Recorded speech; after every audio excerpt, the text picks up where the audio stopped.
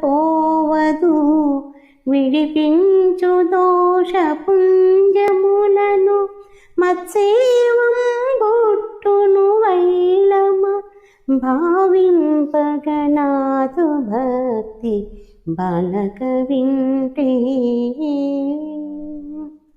వత్స, నా యందు లగ్నమైన నీ కోరిక వ్యర్థం కాదు.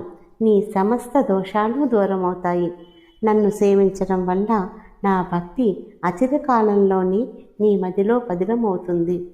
127వ పద్యం.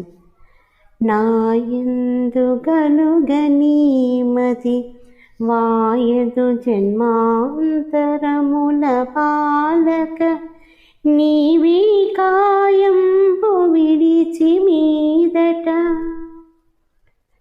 నాయనుమతి పుట్టగలవు మద్భక్తుడవై.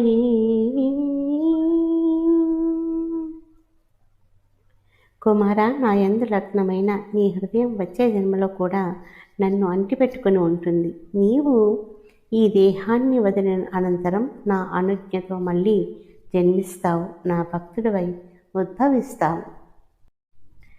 శ్రీమద్భాగవతంలోని 128వ పద్యం.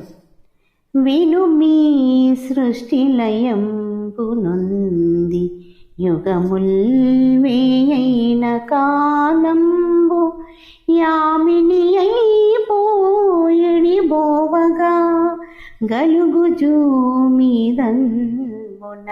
సృష్టి యందు నిరూఢ స్మృతి తోడ ముట్టెదవు నిర్దోషుండవై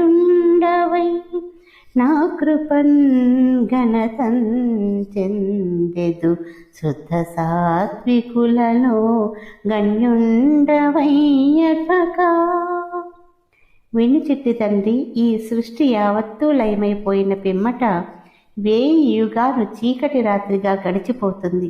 అప్పుడు తిరిగి సృష్టి ఏర్పడుతుంది. నీవు మళ్ళీ జన్మిస్తావు.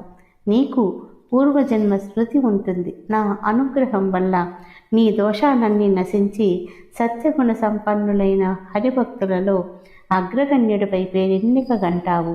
శ్రీ గోపాలకృష్ణ భగవానికి జై.